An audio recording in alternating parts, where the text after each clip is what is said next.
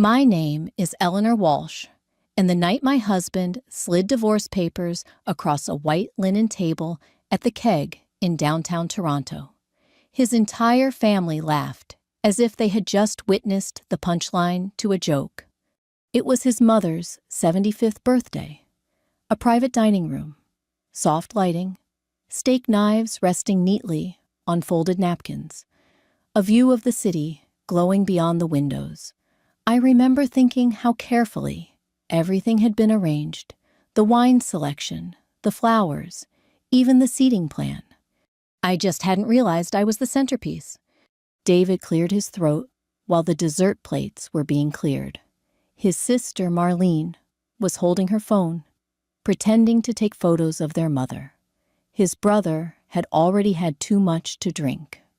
Their mother sat at the head of the table, pearls resting against her blouse, like a medal of honor. David reached into his suit jacket and pulled out a large envelope. "Eleanor," he said calmly, as if announcing the weather, "we need to move forward. I've had these prepared." He placed the envelope in front of me and slid it across the table. The room went quiet for half a second, just long enough for anticipation to build. Then Marlene let out a small laugh. Not shocked, not confused, amused.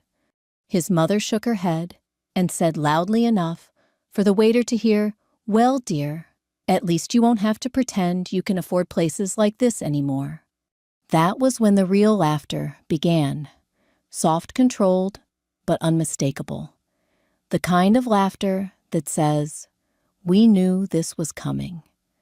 The kind that says, "You never belonged here." I didn't open the envelope. Instead, I looked at David. I studied his face the way you study a house you once loved, but no longer recognize.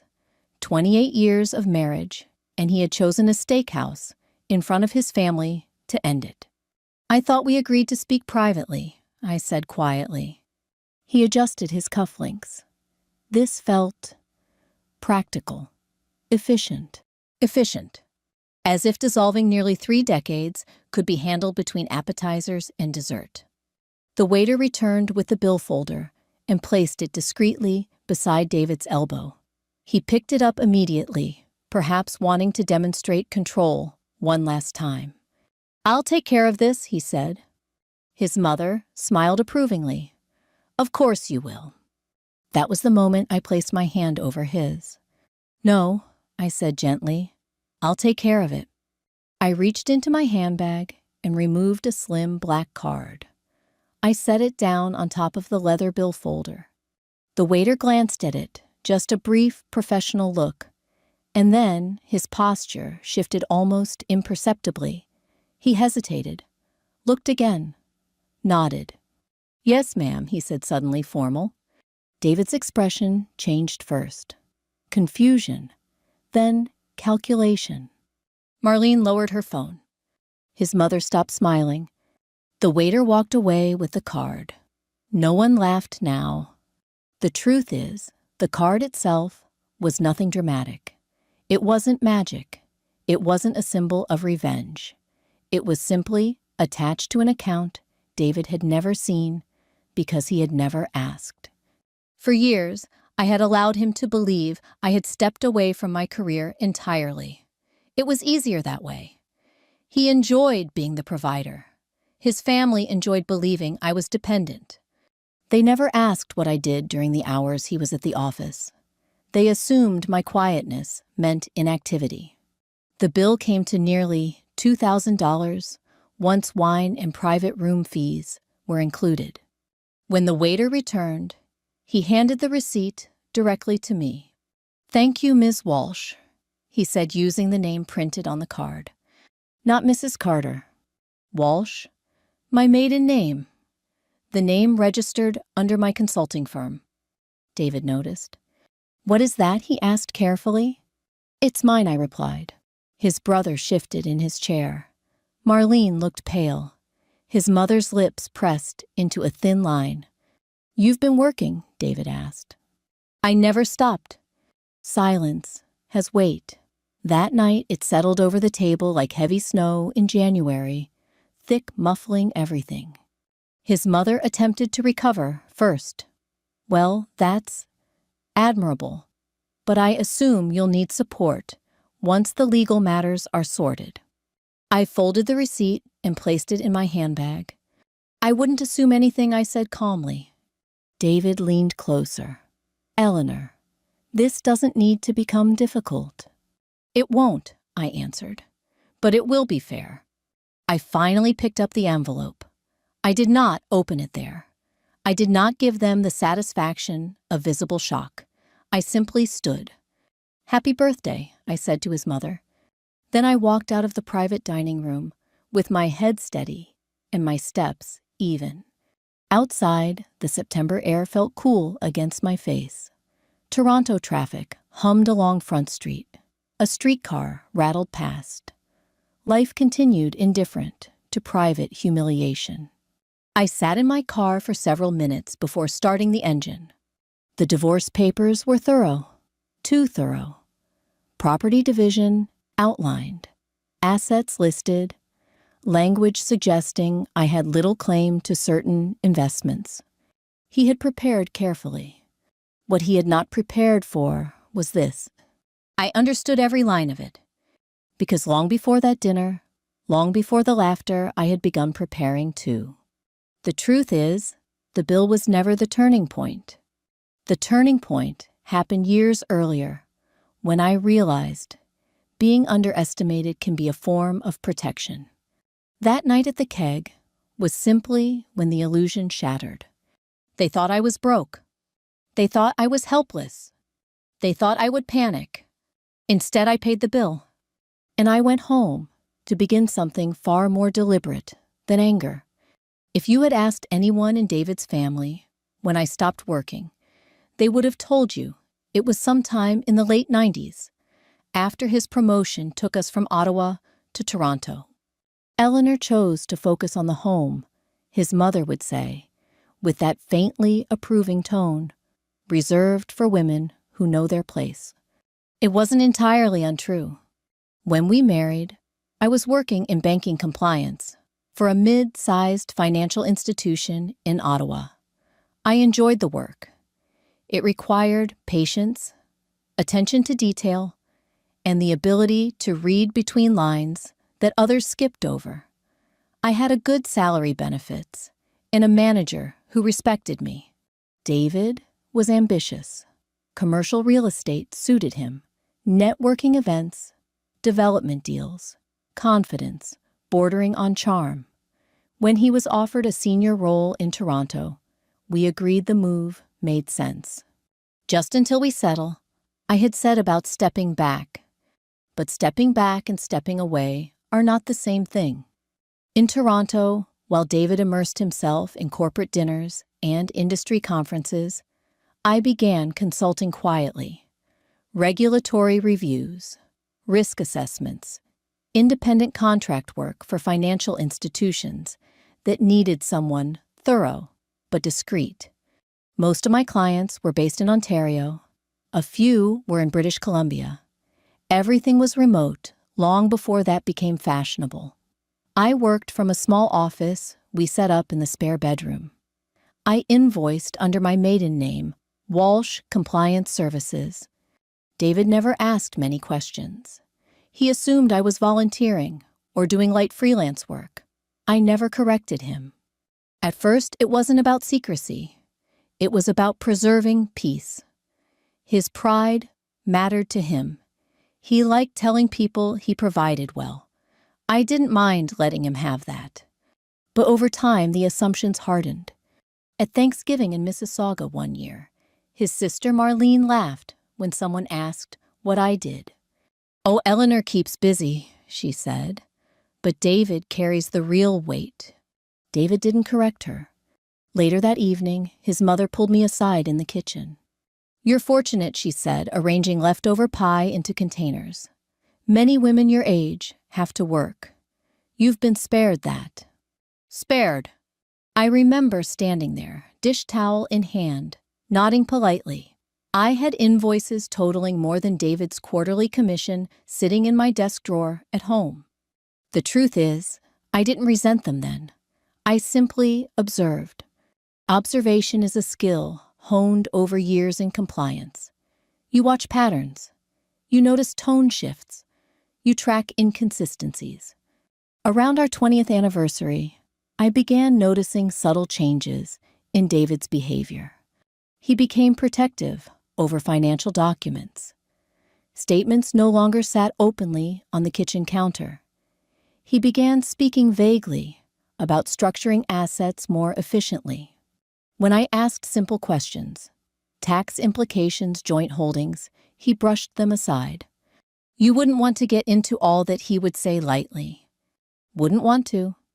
He refinanced the house without much discussion, invested in a property partnership with his brother, helped fund renovations at the Muskoka cottage his parents claimed was family property, though our money had contributed significantly. I began keeping copies, not because I anticipated divorce, not yet, but because something in his tone had shifted from partnership to hierarchy. I met quietly with a lawyer in Oakville one afternoon, under the pretext of updating my will. A practical step, I told myself. She asked me gently, "Is there reason to believe your assets are not being disclosed fully within the marriage?" I hesitated. Not yet. That answer stayed with me. Not yet. I adjusted my consulting contracts to ensure payments went directly into a separate corporate account. Perfectly legal. Entirely documented. Transparent, just not shared. I did not hide money. I simply ensured I understood where mine was. Over the years, David's family grew more comfortable with their narrative. Marlene would tease, if anything ever happened, Eleanor would be in trouble. His mother once remarked, half joking, "Well, at least David knows how to manage investments." I would smile, sip my tea, and say nothing. Silence unsettles people more than argument. The turning point came 2 years before the restaurant dinner. I accidentally opened a courier envelope addressed to David that had been left on the hallway table. It was from an accountant. Attached were draft documents transferring certain holdings into a trust beneficiaries listed as his siblings. I read carefully. Language matters, so do dates. The structure would have shielded assets prior to separation. When David noticed the envelope had been opened, he was calm. "Oh, that's just tax planning," he said. "For whose benefit?" I asked evenly. He paused. "Too long." "Family," he replied. And in that moment, something quiet inside me shifted. Not rage, not panic. Clarity. I began documenting everything more systematically. Account numbers, contribution histories, inheritance records, particularly the funds my late father had left me, portions of which had been invested into the Muskoka property. I never confronted him again about the trust documents. Instead, I prepared. By the time he chose that restaurant to hand me divorce papers, I already knew 2 things. First, he believed I was financially dependent. Second, he believed I lacked the knowledge to challenge him. Both assumptions were dangerously incorrect. The night of the dinner wasn't a spontaneous humiliation. It was the culmination of quiet years he never noticed. While his family laughed, they were laughing at an illusion they had built for themselves. And illusions have a way of collapsing under documentation. The morning after the dinner at the keg, I made tea the way I always had 2 teaspoons of loose leaf. Darjeeling steeped exactly 4 minutes. Routine steadies the mind. Outside, early autumn light settled over our Toronto street. Neighbors walked their dogs. A garbage truck clattered by. Ordinary sounds. Inside, nothing felt ordinary. David had stayed in the guest room. We exchanged minimal words before he left for the office. "I assume you'll have your lawyer contact mine," he said, fastening his watch. "I already have," I replied. He looked at me carefully. but said nothing more. By 10 o'clock, I was sitting across from Patricia Hammond, the family lawyer I had met quietly in Oakville 2 years earlier. Her office overlooked Lake Ontario. The water was calm, almost indifferent. She reviewed the divorce papers slowly. "He's requesting exclusion of certain business assets," she said. "And there's language here attempting to classify the Muskoka cottage as non-marital property." "It isn't," I answered. "I suspected as much." I handed her a neatly organized folder. Bank records, wire transfers, inheritance documentation from my father's estate, copies of contributions toward renovations at the cottage, statements showing joint account withdrawals, funding what David had called business investments. Patricia looked up at me after several minutes. "You've been preparing?" "Yes." She nodded once. "Good." Canadian family law is not dramatic. It is methodical. Equalization of net family property. Full financial disclosure. Transparency. Patricia explained the process, clearly mandatory disclosure from both parties. Forensic accounting if necessary. Mediation before trial if possible. "We don't retaliate emotionally," she said. "We proceed factually." That suited me perfectly. Within days, David's lawyer requested financial statements from me. I provided them in full. My consulting income, corporate account balances, investment summaries. Clean, documented. 2 weeks later, his disclosure arrived. That was when the real betrayal surfaced. There were transfers I recognized, and some I did not. Funds had been moved from joint accounts into numbered investment vehicles shortly before the dinner. A trust document listing his sister and brother as contingent beneficiaries. The draft date was 6 months earlier. 6 months, which meant when he sat across from me at Christmas in Mississauga, passing cranberry sauce, he had already been structuring an exit. I felt something tighten in my chest, not from anger, but from confirmation. The dinner had not been impulsive humiliation. It had been planned positioning. Patricia leaned back in her chair. "He attempted to move assets prior to separation," she said carefully. "If those funds were accumulated during the marriage, they remained subject to equalization. And the trust, potentially reversible if deemed an attempt to defeat property claims. Legal language is sterile, but beneath it lies intent." I drove home slowly along the QEW that afternoon. Lake Ontario stretched gray to my right. Sailboats dotted the distance. Life looked deceptively calm. At home, I reviewed more documents. I had kept copies of contribution histories going back 15 years. When my father passed away, he left me a modest but meaningful inheritance. Part of it had gone directly toward renovating the Muskoka cottage, new roof dock replacement, winter insulation upgrades. At the time, David had said, "It's an investment in family." Apparently, I was not the family he meant. When we met again with lawyers present, David appeared confident. "Let's not complicate this," he said. "You've lived comfortably. I'll ensure you're taken care of." Taken care of. As if I were requesting an allowance. "I'm not asking to be taken care of," I said evenly. "I'm asking for disclosure." His lawyer shifted in his seat. Patricia slid copies of the trust documents across the table. "Would you like to explain these?" she asked. David's jaw tightened. "Tax planning." "For whose benefit?" Patricia asked calmly. He glanced briefly at me. It was precautionary. Precautionary against what fairness? The meeting ended without resolution. That evening, Marlene sent a text. "This is getting messy, Elellanar.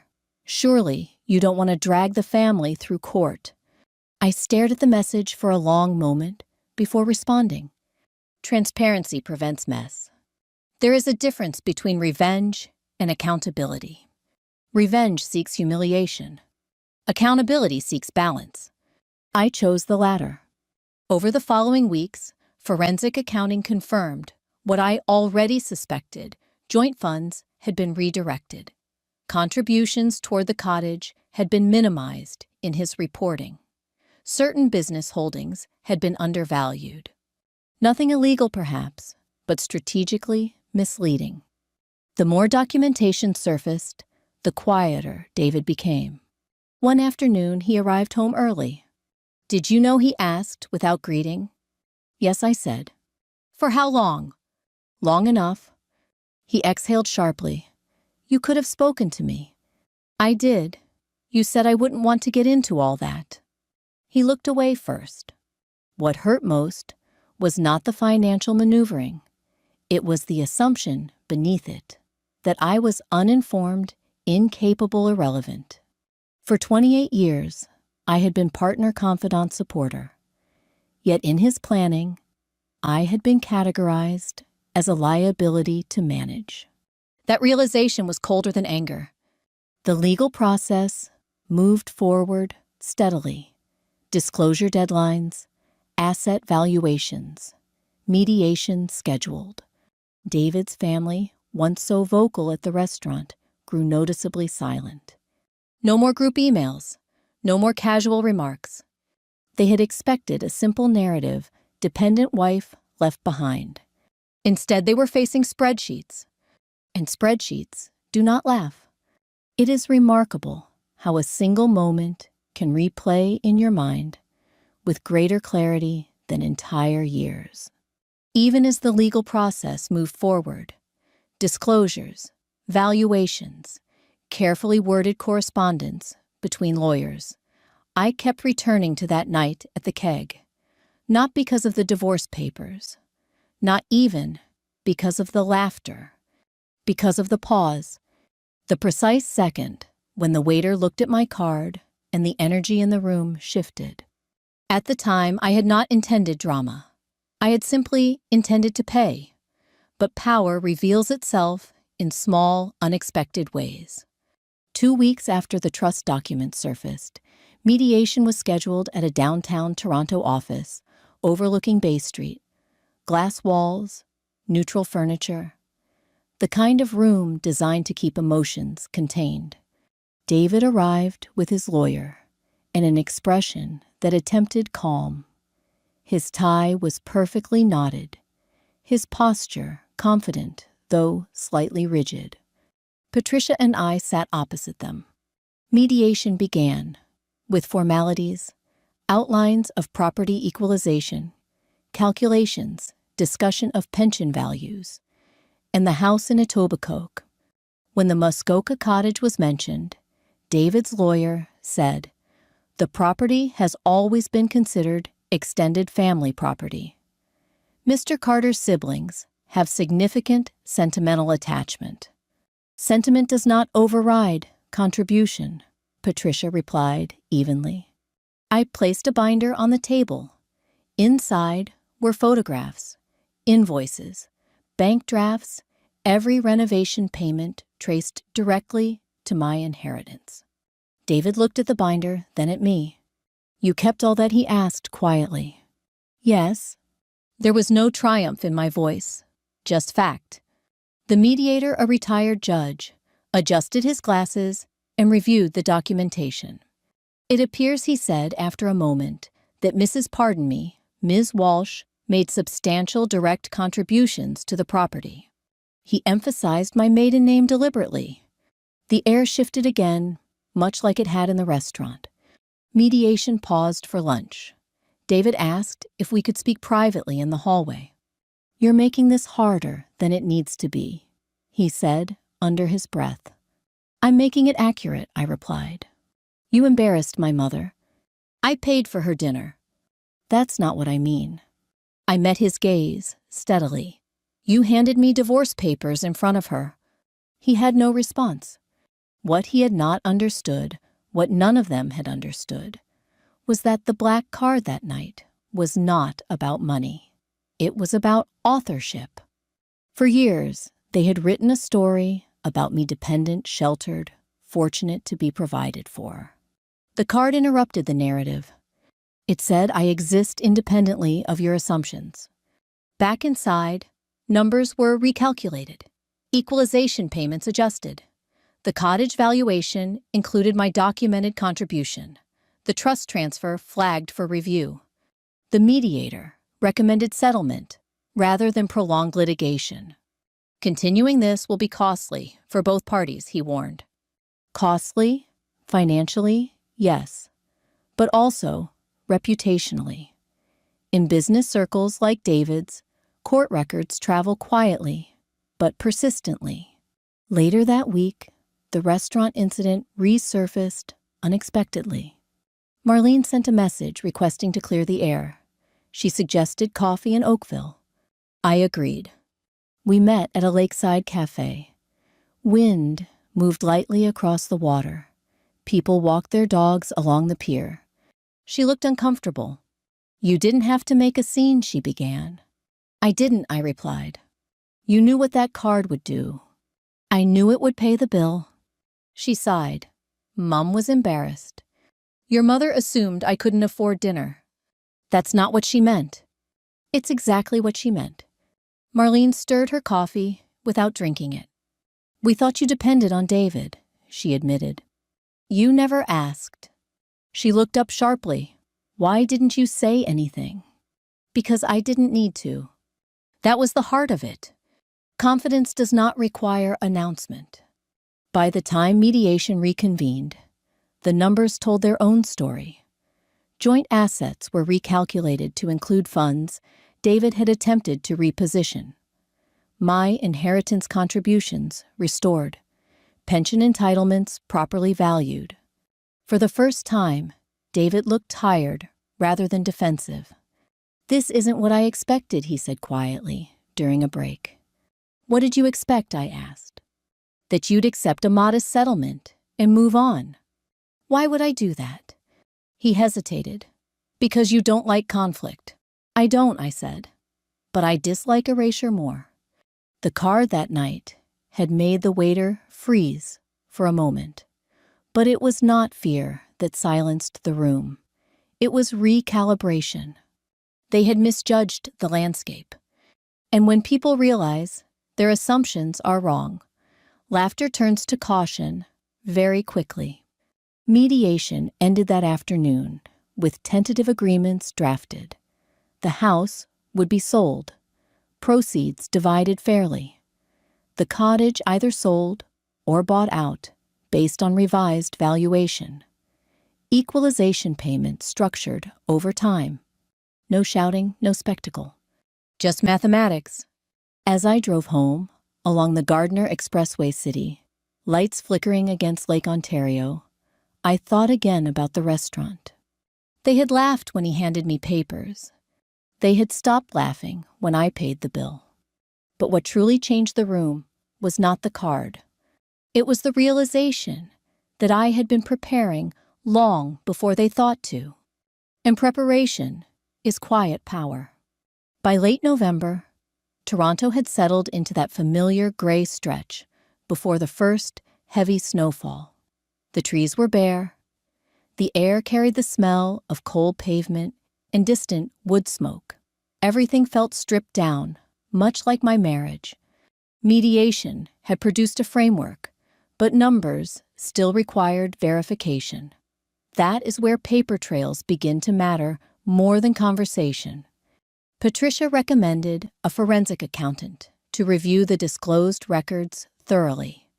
His name was Mark Feldman, a quiet man in his early 60s who spoke in measured sentences and wore the same charcoal suit to every meeting. He did not deal in emotion, he dealt in patterns. I'm looking for timing, he explained. During our first consultation, asset movement close to separation dates, transfers that don't align with long-term strategy, inconsistencies. Within 3 weeks, he found them. Transfers from joint accounts into a numbered investment fund had occurred just 8 days before the dinner at the Keg. A restructuring of business equity had been filed the week prior. Pension contribution adjustments had been quietly redirected. Nothing illegal on its face, but collectively deliberate. Mark laid out the timeline in front of us on a conference table. It suggests premeditation, he said simply. I felt neither surprise nor satisfaction, only confirmation. Patricia submitted the findings to David's counsel. The response came swiftly. Defensive language, clarifications, claims of routine financial planning. Routine. The problem with routine explanations is that numbers rarely lie. Dates do not blush. Another mediation session was scheduled this time with the forensic summary included. The retired judge who acted as mediator reviewed the documents carefully. It appears, he said, that there was an attempt to reposition assets in anticipation of separation. David's lawyer cleared his throat. My client disputes that characterization. Intent can be inferred from sequence, the mediator replied calmly. Silence followed. Not the uncomfortable silence of embarrassment, the heavier silence of exposure. David finally spoke. I was protecting what I built, he said. What we built, I corrected quietly. He looked at me, and for the first time since the restaurant, there was no calculation in his eyes, only strain. His mother had not been present at mediation, but her influence hovered. Emails had surfaced during disclosure in which she advised him to secure the cottage and ensure Eleanor doesn't walk away with more than she deserves. Deserve. It is a dangerous word in marriages. I did not bring those emails into the conversation publicly. Patricia did with calm precision. Would you like to explain these communications? She asked. David shifted in his seat. They were private conversations. They pertain to asset planning during marriage, Patricia replied. The mediator closed the folder gently. This is not about punishment, he said. It is about equalization under Ontario law. That sentence settled everything. Over the following weeks, recalculations were completed. The Muskoka cottage was revalued, including documented improvements, funded by my inheritance. The attempted trust transfer was reversed voluntarily to avoid court intervention. Pension division numbers adjusted. The house in Etobicoke was listed for sale. One evening, as we reviewed the real estate listing online, David spoke from across the kitchen island. You're not trying to ruin me, he said quietly. No, I answered. I'm trying not to be diminished. He nodded slowly. Legal fees mounted for both of us. His brother, who had once laughed the loudest at the restaurant, called him in frustration about business complications arising from scrutiny of shared investments. Pressure travels outward. Marlene stopped messaging entirely. His mother sent one final email, not to me, but copied to him, and his lawyer, insisting that family reputation must be protected. Reputation is fragile when built on assumption. The house sold just before Christmas. Snow lined the driveway during final walkthrough. I stood in the empty living room where we had once placed our first artificial tree. 28 years condensed into bare walls and echo. David approached cautiously. I never thought it would end like this, he said. Neither did I. Did you ever consider telling me about your income? Yes, I admitted, many times. Why didn't you? Because I was waiting for you to ask. That answer lingered between us. In marriage, curiosity is a form of respect. Its absence becomes distance. Settlement terms were finalized in January. Equalization payment structured. Cottage placed on the market rather than bought out, as neither side wished to prolong negotiation. No courtroom, no public spectacle. Just signed documents. On the day everything became official, snow fell steadily across Toronto, large, quiet flakes. I drove home to the condominium I had purchased near Burlington's waterfront, modest, manageable mine. As I unlocked the door for the first time, I realized something important. The paper trail had not been about catching him. It had been about preserving myself. Numbers had done what arguments never could. They had shifted the narrative from assumption to fact. They had proven that quiet preparation outlasts loud dismissal. And in that still snow-covered afternoon, I understood that the laughter at the restaurant had been the beginning of their miscalculation. The paper trail was the correction. By February, the worst of the legal tension had passed, but consequences lingered in subtler ways. Snow still edged the sidewalks in Burlington when David asked to meet. Not through lawyers, not by email, in person. We chose a quiet cafe near the waterfront. Lake Ontario was frozen along the edges, the surface a muted sheet of gray beneath a pale sky. Retirees sat with newspapers. A couple played cribbage near the window. Ordinary life again. David arrived without his usual corporate armor. No tailored overcoat, no polished presentation. He looked tired, not physically exhausted, but worn from recalibration. "Thank you for coming," he said as he sat down. "I thought it was appropriate," I replied. For a few moments, neither of us spoke. Steam rose from our coffee cups. "I misjudged you," he finally said. I did not rush to fill the silence. I believed, he continued, choosing his words carefully, that you had stepped away from financial matters, that you were comfortable with that arrangement. I was comfortable being trusted, I answered, not excluded. He nodded slowly. My mother, she worried about assets, about the cottage, about preserving what Dad built. And what about what we built? I asked gently. He looked down at his hands. I thought I was protecting stability. For whom? The question hung between us. Over the months, the financial strain of legal fees had reshaped more than numbers. His brother's partnership deal had faltered under scrutiny. Marlene had distanced herself from discussions about the cottage. His mother, once so confident, had grown noticeably quieter. Underestimation has a ripple effect. I didn't expect you to fight, he admitted. I didn't fight, I said. I documented. He gave a small, reluctant smile at that. We spoke for nearly an hour, not about accusations, but about perspective. He confessed something that surprised me. I felt threatened, he said, when I realized how capable you were. I studied him carefully. Why? Because it meant you didn't need me. The statement was not bitter. It was vulnerable. Marriage isn't about need, I replied. It's about choice. For years, I had chosen partnership. Quietly, intentionally. What he had mistaken for dependence had been restraint. And restraint, when misunderstood, can breed complacency. The settlement had been fair. The equalization payment structured responsibly. The Muskoka cottage sold in early spring, the proceeds divided according to recalculated contributions. I did not seek to damage him financially beyond what was lawful. I could have pursued litigation more aggressively. The forensic findings would have supported it. But destruction was never my goal. Dignity was.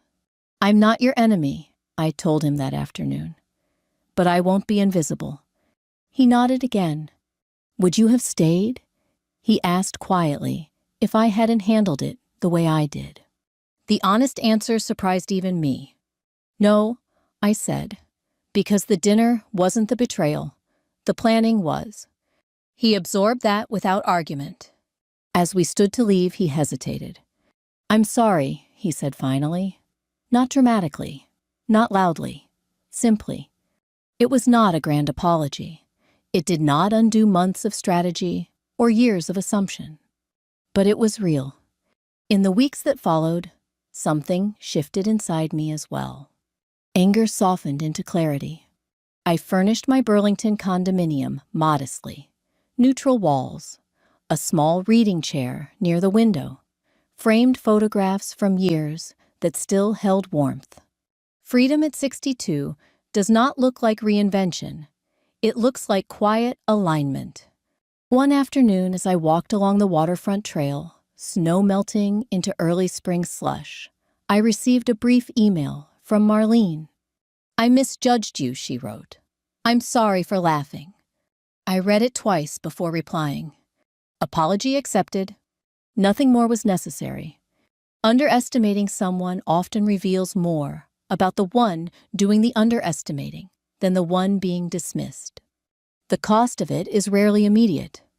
It unfolds slowly, in recalculated numbers, in strained family dynamics, in moments of reflection across cafe tables. David did not lose everything. He lost the illusion of control.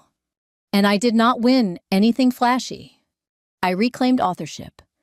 By early April, the legal file was formally closed. Final signatures exchanged. Funds transferred according to settlement. Life did not explode into celebration. It settled into steadiness.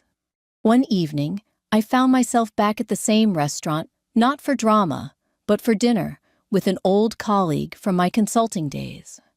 Different table, different company. When the bill arrived, my colleague reached for it automatically. I smiled and said, "Let's share it." Balance feels better than dominance. As I drove home that night, city lights reflecting against the lake, I realized something essential. The true cost of underestimating someone is not financial. It is relational. It erodes trust quietly until what remains cannot support the weight of assumption. And when that structure collapses, even laughter cannot rebuild it. Spring arrived slowly along the Burlington waterfront. The ice withdrew from the shoreline first. Then the gray gave way to a softer blue. People returned to the walking paths. Gardens were cleared. Windows opened. Life does not pause for personal upheaval. It adjusts. 3 months after everything was finalized, I received a handwritten letter in the mail. Not an email, not a text. David's handwriting was unmistakable. He wrote that he had underestimated more than my finances. He had underestimated my steadiness. He admitted that somewhere along the way, he began measuring worth in income rather than contribution. He acknowledged that he allowed his family's opinions to influence decisions that should have remained between us. "I forgot that partnership requires curiosity," he wrote, "and I stopped being curious about you." That sentence stayed with me. Curiosity is quiet respect. Its absence is quiet dismissal.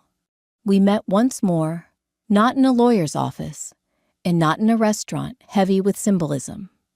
We met on a public bench near Spencer Smith Park, overlooking Lake Ontario.